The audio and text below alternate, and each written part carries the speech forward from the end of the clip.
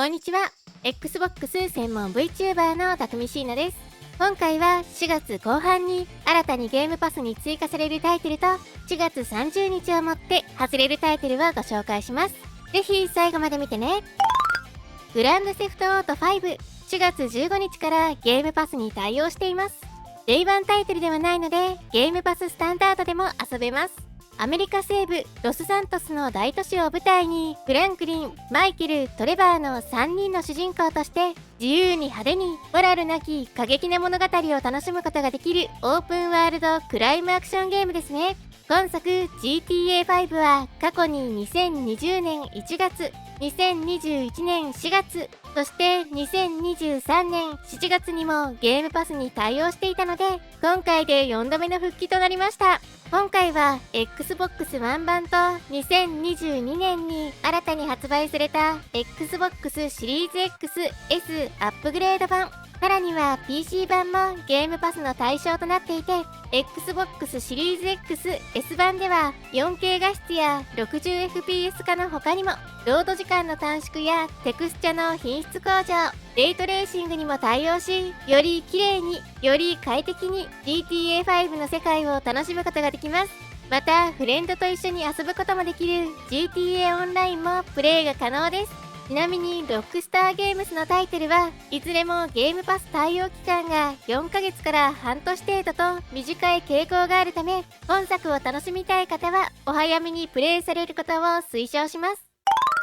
スポンジボブパトリックスターゲーム、4月16日からゲームパスに対応します。昨年秋に発売したばかりの新作ですね。本作はスポンジボブに登場する人手のキャラクターパトリックを主人公にした 3D アクションゲームとなっていて、オープンワールドで作られたビキニタウンを舞台にパラシュートを使ってスカイダイビングをしたり、ゴミ捨て場でお宝探しをしたりなど自由に探索を行うことができます。また、あちこちで仲間たちからの依頼を受けることもでき、クエストを行うことも可能となっています。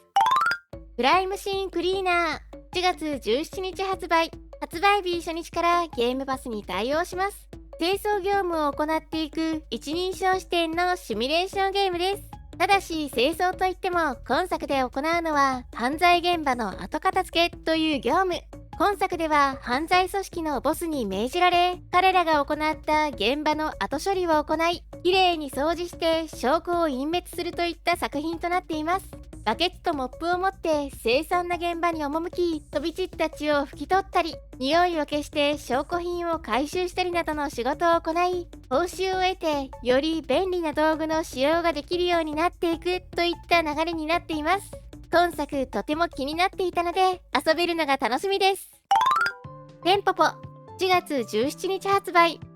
日初日からゲームパスに対応します。こちらは引っ越しの荷ほどきをしていく中で持ち主の人生を知っていくパズルゲーム、アンパッキングの開発元が手掛ける最新作となっています。今作もパズルの要素を含んだ作品にはなるものの 3D グラフィックで作られていますね。今回はステージに複数存在するピンクの生物テンポポたちをうまく指揮してゴールまで導いていくといった内容になっていて、ステージは春夏秋冬をテーマにした60コースが用意されているとのことです。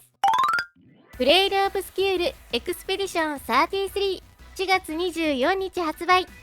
日初日からゲームパスに対応します。JRPG から影響を受けて作られたバトルに独自のリアルタイムシステムを取り入れている新作アクション RPG です。本作はストーリー主導型で作られていて、ワールドマップを進んでいき、ダンジョンを攻略したりなど、展開に沿って様々な土地を冒険していくこととなるオーソドックスな JRPG ライクの作品となっています。敵との戦闘はシンボルエンカウント方式を採用していて、従来のターン制の戦闘にリアルタイムの要素を加えたリアクティブターン制バトルと呼ばれる革新的で没入感の高い戦闘を楽しめるようになっています。こちらではリアルタイムに敵の攻撃を回避やパリーで対処することができ、成功すれば強力な反撃のチャンスが得られる他にも、遠距離からのフリーエイムシステムを活用して敵の弱点を突くといった戦術が用意されています。また今作は難易度選択が可能となっていて、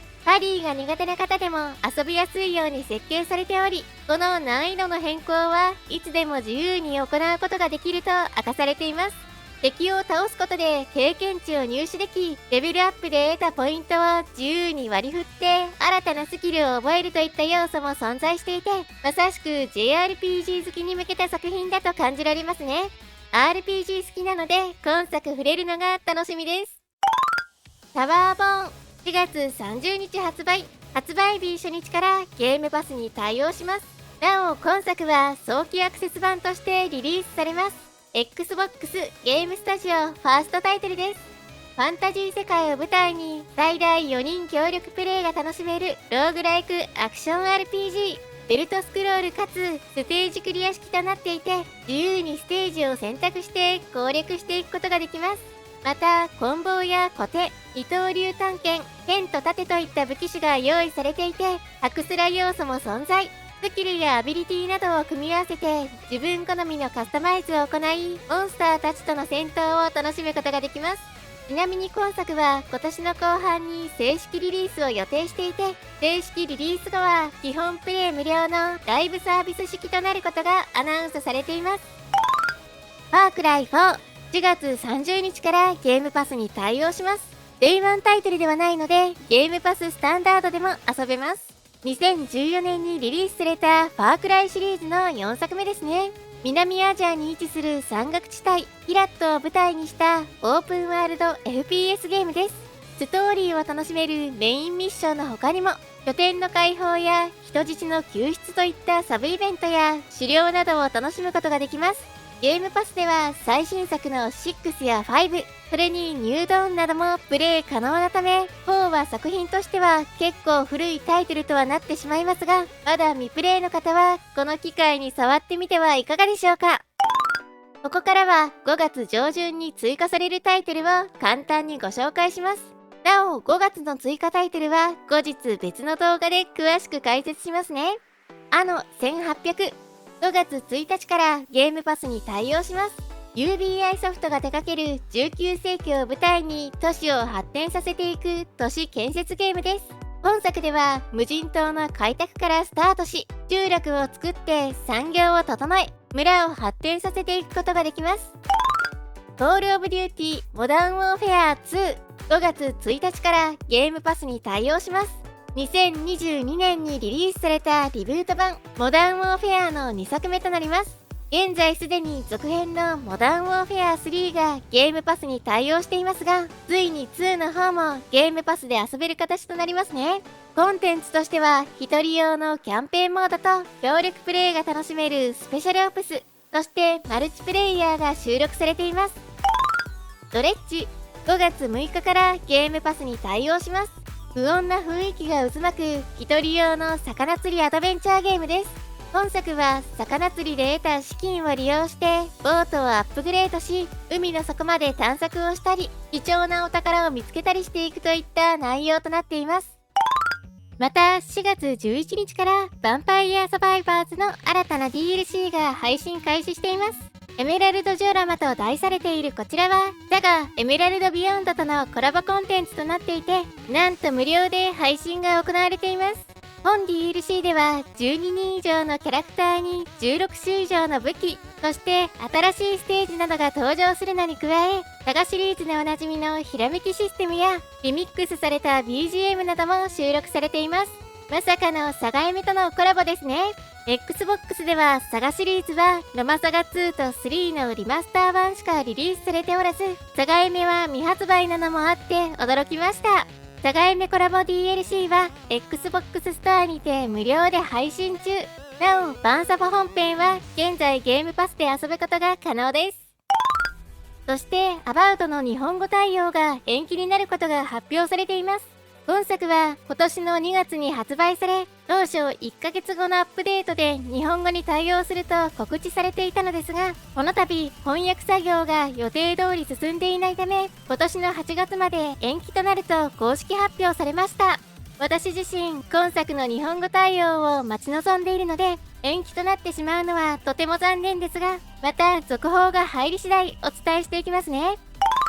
ここからは4月30日をもってゲームパスから外れるタイトルをご紹介します。なお、今回は日本語に対応しているタイトルのみを解説していきますね。